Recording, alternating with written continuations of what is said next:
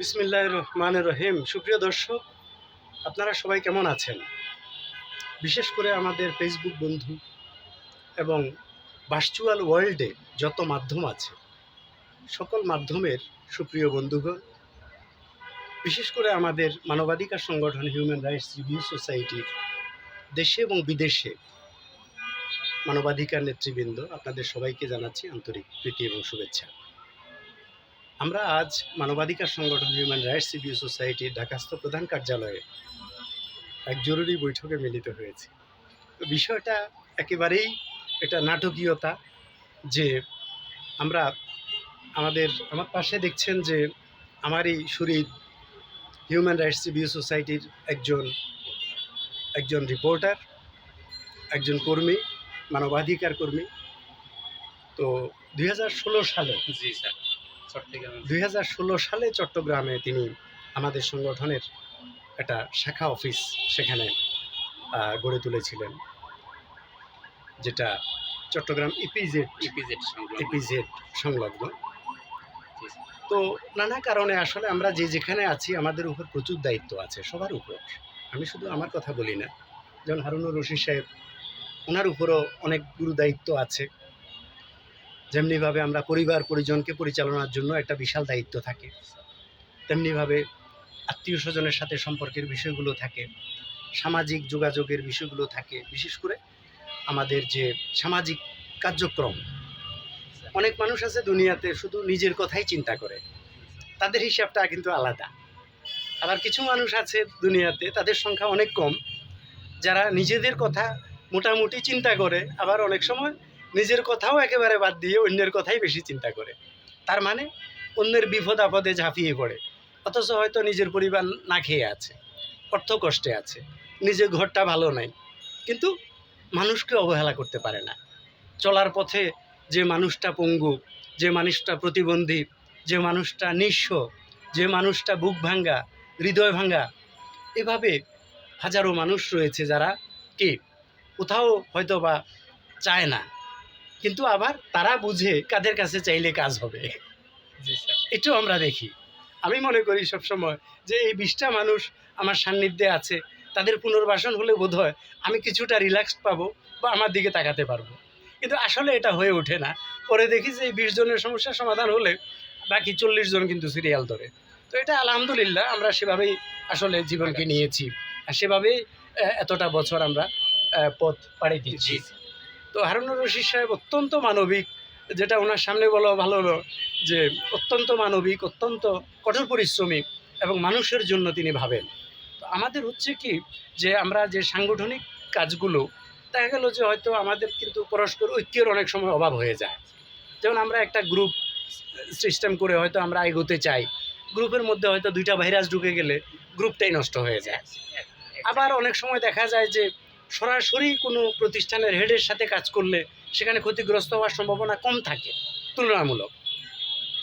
আর অনেক সময় অনেক ভায়া মিডিয়া হয়ে কাজ করলে সেখানে মানুষ বিভ্রান্ত হয়ে যায়। সেখানে দেখা গেল যে কি হাত বদল হতে হতে শেষ পর্যন্ত আর ওই জিনিসটার কোনো সুফলই আর কেন্দ্রে আসে না।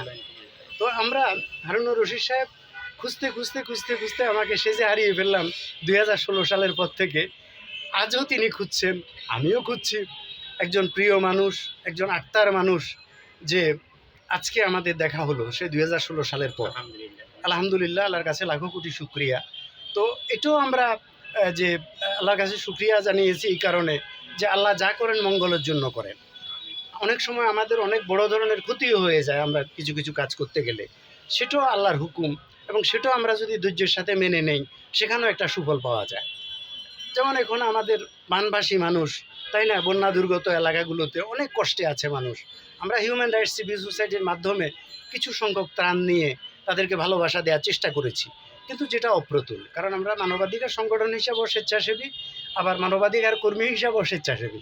অর্থাৎ আমাদের প্রত্যেকেরই এক একটা পেশা আছে, সে পেশা কাজ শেষ করে তারপর আমরা মানব কল্যাণে চিন্তা করতে হয়। অনেকে হয়তো ভাবেন যে 24 ঘন্টায় হয়তো আমরা মানব কল্যাণে কি নিয়োজিত থাকতে পারবো, কিন্তু আসলে সম্ভব হয়ে ওঠে না, এটা অতি বাস্তব কথা। কারণ আমরা সবারই কিন্তু দুঃখ কষ্ট আছে, সব মানুষের। 1000 কোটি টাকার মালিক, কিন্তু দেখা গেল যে খেতে পারে না। হাজার কোটি টাকার মালিক হসপিটালে পড়ে আছে, হাজার কোটি টাকার মালিক ঢাকা শহর 10টা বাড়ির মালিক, কিন্তু খেতে পারে না, ডাক্তার বললো সব নিষিদ্ধ। আবার দেখা গেলো যে একটা রিক্সা চালক বা আমাদের মতো খেটে খাওয়া মানুষগুলো কি হয়তো দেখা গেলো যে 3 বেলার জায়গায় 1 বেলা খাচ্ছি, তাও গপ গপ করে খাচ্ছি, সব খাবারই খেয়ে ফেলতেছি মনে হচ্ছে যে কি আলহামদুলিল্লাহ। আবার কাজ করতে করতে কোন সময় ঘুম এসে যায় গাছতলায় না পাঁচতলায় না কোথায়, সেটাও আমরা কিন্তু অনুভব করতে পারি না, বলা বাহুল্য। তো সুতরাং এই জীবনটা অনেকের শান্তির, কারণ কখনো পালাতে হয় না। আপনারা তো দেখছেন যে যারা দুর্নীতি করে যুগে যুগে কালে কালে, তাদের যে পালানোর যে চিত্র, তারা যে অপমান অপদস্থ হয়ে তারা কি গা ঢাকা দিতে হয় কি, এর থেকে মরণ অনেক উত্তম। তো আমরা মানবাধিকার কর্মী যারা স্বেচ্ছাসেবী, আমরা 3 বেলার জায়গায় 1 বেলা খেয়েও কিন্তু আমরা হ্যাপি আছি আলহামদুলিল্লাহ। কোনো সম্মান অন্তত আমাদের আছে, এবং মানবাধিকার কর্মীদের সম্মান থাকবে ইনশাআল্লাহ সারা জীবন। এটা অনেকটা গ্রামের চেঙ্গামুয়ার মতো। চেঙ্গামুয়া বুঝছেন? আমাদের নোয়াখালীতে, গ্রেটার নোয়াখালীতে চেঙ্গামুয়া আছে। চেঙ্গামুয়া এটা হচ্ছে জমির সীমানা নির্ধারণ করার জন্য ওখানে ওই গাছগুলো লাগানো হয়। আর এই গাছগুলো অতি বৃষ্টিতে তারা ডুবে না কখনো, একেবারে হালকা মাথাকে জাগায়া দিয়া তারা কি যত বৃষ্টি হোক তার মাথা একটু উপরে থাকবে, অস্তিত্ব টিকিয়ে রাখে। আবার যত খরা হোক, মাঠঘাট চৌচির ফেটে শেষ হয়ে যায়, মনে হয় ওই গাছটা একেবারে মরেই গেছে, কিন্তু যখন একটু পানি দেবেন বা একটু হালকা বৃষ্টিও হবে, তখন গাছটা চাঙ্গা হয়ে যায়। এটার নাম হচ্ছে মানবাধিকার। এদেরকেই মানবাধিকার কর্মী বলে, যে এরা কি, এরা জীবিত থেকেও কি মৃত থেকেও জীবিত, আবার জীবিত থেকেও অনেকটা মৃত। কারণ কি, কারণ যারাই শাসন ক্ষমতায় আসে, যারাই রাষ্ট্রীয় ক্ষমতায় আসে, তখন তারা মানবাধিকার কিন্তু দামে দেয় না। এবং যারাই, কারণ শক্তিমানই তো মানবাধিকার লঙ্ঘন করবে, দুর্বল তো আর লঙ্ঘন করতে পারে না। দুর্বল সারা জীবন নির্যাতনই ভোগ করে, কিন্তু দুর্বলের উপরেই যত সাজা সব কিছু। কারণ যাদের টাকা আছে, অর্থবিত্ত আছে, তাদের কাছে